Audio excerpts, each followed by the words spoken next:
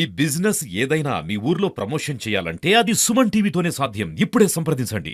జై శ్రీరామ్. సుమన్ టీవీ ప్రేక్షకులకు హనుమత్ జయంతి శుభాకాంక్షలతో. చాలా మందికి వచ్చే సందేహము, హనుమత్ జయంతిని 2 సార్లు ఎందుకు జరుపుకుంటారు? చైత్ర పూర్ణిమ నాడు చేసేది హనుమంతుని పుట్టినరోజు, జన్మదినం కాదు. కాకపోతే సీతాన్వేషణ వెళ్లి చాలా విజయాన్ని సాధించాడు.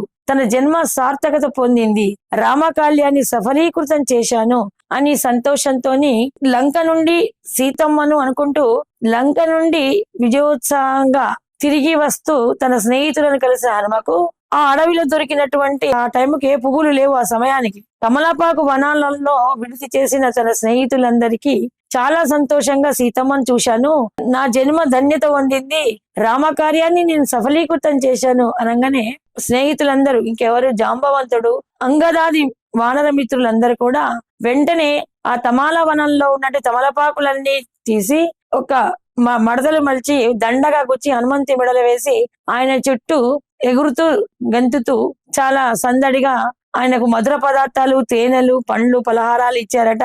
ఈ రోజు నా జన్మదినం అంతా వైభవం చేశారే అని హనుమంతుడు సంతోషపడుతుంటే, ఈ రోజే నీ జన్మదినం అని వానరులందరూ కూడా ముక్త కంఠంతో అనడం వల్ల చైత్ర శుద్ధ పూర్ణిమ రోజు ఆంజనేయ స్వామి సంతోషంగా సీతమ్మను చూసిన విజయోత్సాహంతో రామ కార్యాల్ని సఫలీకృతం చేసినటువంటి సంతోషంతో చైత్ర పూర్ణిమ నాడు తన జన్మదినంగా భావించుకొని భక్తులకు వరాలు ఇస్తాడట. అందుకే చైత్ర శుద్ధ పూర్ణిమ నాడు మనము హనుమత్ జయంతిని చిన్న జయంతి అంటాము, నేను చేస్తాము. కానీ నిజంగా అంజనాగర్భాన ఉదయించినది మాత్రము వైశాఖ బహుళ దశమి పూర్వభాద్ర నక్షత్రము.